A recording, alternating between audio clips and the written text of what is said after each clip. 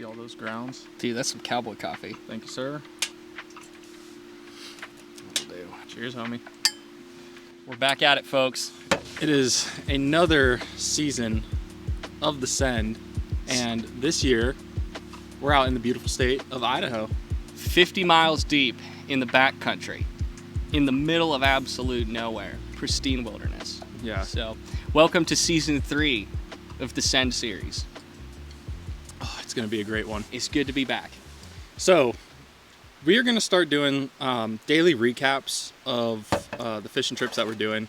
We just want to make sure that we're capturing all the memories from the day and have, you know, good sound bits that we can showcase for you guys, and make sure that nothing goes forgotten on these trips, because there are a lot of memories that we don't necessarily capture on the camera because they just happen so spontaneously and quickly. Oh, sure. And this is probably the most effective way that we know to help you guys know exactly what happens when we're out here. It's just another little tidbit of fun stuff that we get to share, and that's what we love to do, is record the vibes and share and have a cool experience. So yeah. So enjoy listening. I recently have moved, and of course the move happened right as we're getting ready for this trip. So everything went into a box. Garage was complete destruction. Storage unit complete destruction. Everything chaos. Ended up having to essentially stay up till midnight the night before we left and pack the Jeep and get it all ready to go. But woke up at 5 a.m., left at 5:30 a.m., heading from Seaside, Oregon to Spokane, Washington, where I was picking up Murphy from his flight. And Yes. funny enough, you hopped on a plane similar time that I did, just different time zones. Yep, different time zones, but it would have been, my flight took off at 6 a.m. back in Ohio. So I came from Columbus, live in Westerville, so got to drive down to the airport, popped on the plane, and then had a roughly 4 hours and some change flight to Salt Lake City, Utah. Seeing that lake from the air was wild. Pink and blue and red and white, all sorts of different colors. I'd never seen it before, so it was a very neat experience to see that coming in and going out of the city. Had a little bit of a layover, and then found my way to Spokane. I only showed up about 40 minutes late, you know, not too bad. I mean, considering you had to drive for what, 6 hours? 7 and a half hours Seven to and a get half. to get to where I was. Yeah. So we roughly had about the same hour of air time versus drive time, Yeah. but Jake had a heavier lift because driving sucks a lot more than flying. Well, when you build up your Jeep, you kind of volunteer yourself to be the driver for You the have trips. to, because It's- half of the thing that we like to do with these sends is overlanding. Yeah. And what, are we gonna rent some? No, Like- some 4Runner? Nah. Some Toyota? Okay. Ragging on the Yodas. But anyways, I pull Anyway. into Spokane, I pick Murphy up, and obviously stoke is high. Oh yeah. We're pumped. We're both tired though. Murphy had a pounding headache. I was coming off of nearly no sleep, so neither of us in excellent shape, but knew we had to turn it around. We were already pretty certain that we weren't going to be fishing that day, which Yeah. originally we had planned to fish yesterday, but We thought it was gonna happen, but then ended up leaving the airport at probably 1:30 p.m. I guess what, that'd be mountain time then. PMD. Yeah. So we get a little hatch going here. Sorry. We were So, going from the airport, we went and from the had airport. our next stop. Our next stop, which was grocery shopping. So we spent some time, as any good trip planning would go. We had multiple sessions. We had spreadsheets. We really wanted to make sure we didn't forget anything. And we knew we were going to need to make an expensive grocery shop to feed 2 guys for roughly 20 meals, breakfast, lunch, and dinner, Yep. while we were out here. So we stopped at a Fred Meyer. I'd never seen it before, but I guess it's basically Kroger. It is. So it's Western Kroger. It's Western Kroger. So they asked me if I had a Kroger card when I was ringing out, and I'm like, how? What? I didn't know I had a. I mean, yes, Yep. that's my wife's Kroger card. So shout out to Trisha. Shout out Trisha. Yep. So hopefully we got some points there for you. But but yeah, so that grocery trip, all in all, was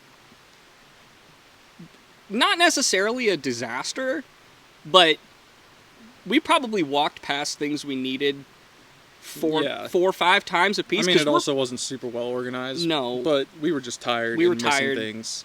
But things, we yeah. got it. We got everything. We got it packed, and we got the Jeep semi-organized. Organized enough to at least get us to our get on the road. first campsite. Yeah.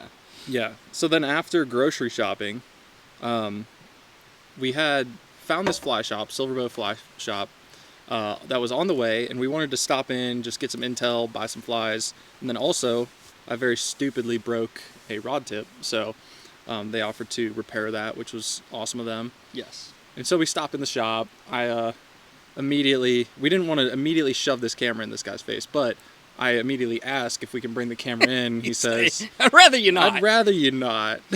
And we're not like annoying people, so we're not going to push it, and Yeah. had to respect that space. But it was just so funny. Oh yeah, he was He's immediately not about it. not interested in the camera being in there. So it's And- okay. This is the yeah. kind of vibe we're getting. This guy's he's a straight shooter. Yeah. Probably a little bit grumpier than you would expect a fly shop guy to be. Well, we started off with probably the worst question. Can we film you? Yeah, we Yeah. could have started with like, hey, let's talk about the river, and I'm sure he would have been much Maybe a more different open. vibe. But Yeah, I think that's on maybe that's that's on me for maybe that going set straight him to, off. to I don't filming. know, but I mean, that's part of what we're doing. It's tough to tell what's the Yeah. right thing to do in that situation because it could have easily been a different dude in the fly shop that would have Yeah. been like, sure, yeah, bring it in. You could shout out the fly shop too if you wanted. So Yeah. this story ends up being, instead of a fly shop shout out, it ends up just really turning into a whole funny conversation we had with this guy about Oh my gosh. the rivers around here and how to fish them and what he's seeing. So what did that guy say when we were asking what, we said, do these trout move out? the first thing I asked after the filming question was, are there still decent sized fish in the rivers, or have they all moved down? And he's immediately like, oh, they're still there.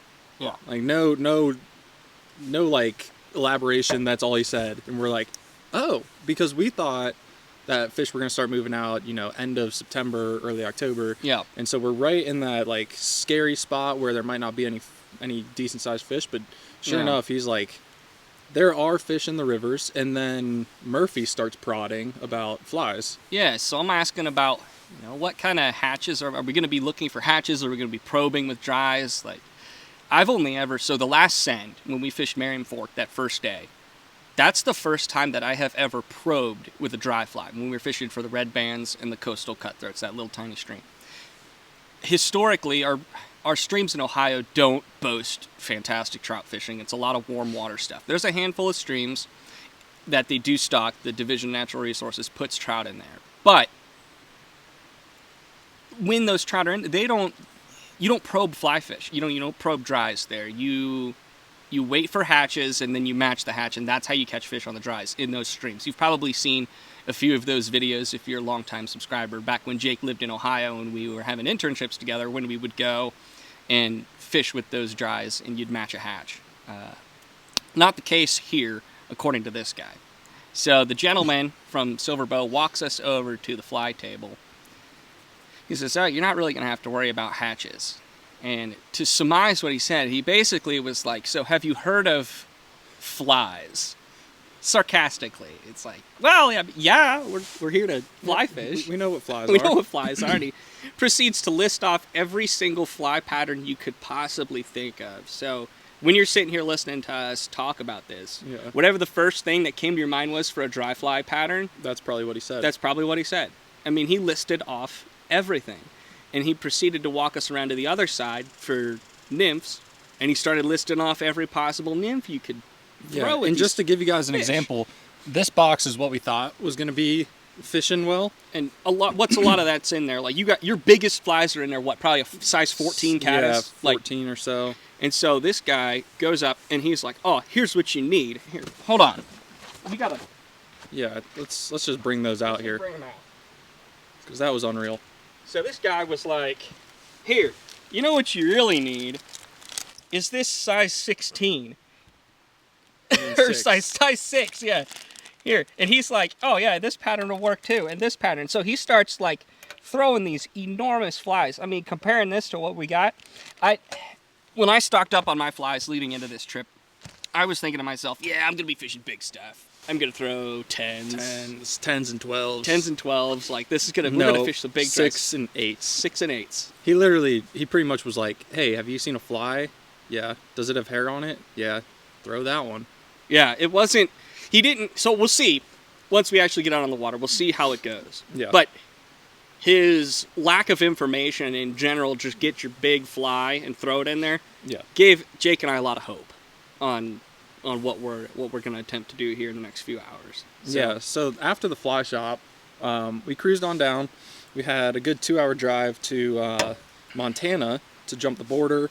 Did our last fuel up, got everything that we needed there, and then did another 2.5-hour drive, just straight backcountry gravel roads, middle of nowhere. Saw 2 other trucks on the way, bunch of elk camps, which was cool. Yeah. Yep. So rifle opener, I believe, is this weekend. Yeah. So we're gonna hear some shots for sure. I would imagine at some point. It wasn't a bad drive. The road's actually pretty nice back in here. Surprisingly. We're in northern Idaho, out fishing for these west slope cutthroats with the chance for a potential bull trout. We're gonna try every day, at least a little bit, to try and catch them. The guy at the fly shop said fish big nymphs, fish streamers. There's a lot of dying kokanee in the system, so that's what. So you fish those big streamers or big nymphs, there's a good chance you'll hook up into a bull trout. So our hopes are there. We're not necessarily going to bank on a multiple day bull trout quest like the Metolius last year. Yeah. But we're going to give it a little bit of we're going to give it some time. And I feel like that video last year didn't even really showcase what we were actually doing, because I didn't want to just post a video with 40 minutes of footage of catching nothing. 40 minutes of casting. Like, some of the comments on that video were, you guys didn't even target bull trout, you're in skinny water. And I'm like, well, we did, but the footage that was put in the video was the actual fish that we caught. Yes. And we just didn't catch a bull trout, but we will be putting some time into them today. Probably every day, honestly. Days, yeah. At least a little bit. Yeah. Unless we find ourselves in small water, but I don't think we'll really end up fishing small water with it. It's been cold. This morning is probably in the low 40s right now. So it hasn't quite gotten frozen yet to where close. But it's creeping up there. So as the day warms up, these fish are going to get more active, and so we'll give everything a little bit of time. We'll try nymphing. Yeah. Hopefully it's just a dry dropper week and we luck into a handful of bull trout. So that would be cool. We'll see. We pulled in late last night to camp. We got all the way down to essentially to the river we want to fish today. Yes. Set up camp. We got steaks on the stovetop. Ate a delicious meal. Oh, and essentially passed out. Woke up and we had such thick steaks that neither of us could finish ours. So we did. Believe it or not, we did steak and egg burritos. Finishing these steaks. Yeah. We did steak burritos this morning, and plan now. Break down camp. Throw on the waders. And we got a little bit of a hike ahead of us to get some fish and water. We're planning on, we'll see how it goes. Yeah. Because knowing Jake and I, we're going to see fishy water. We're going to have to fish fishy water.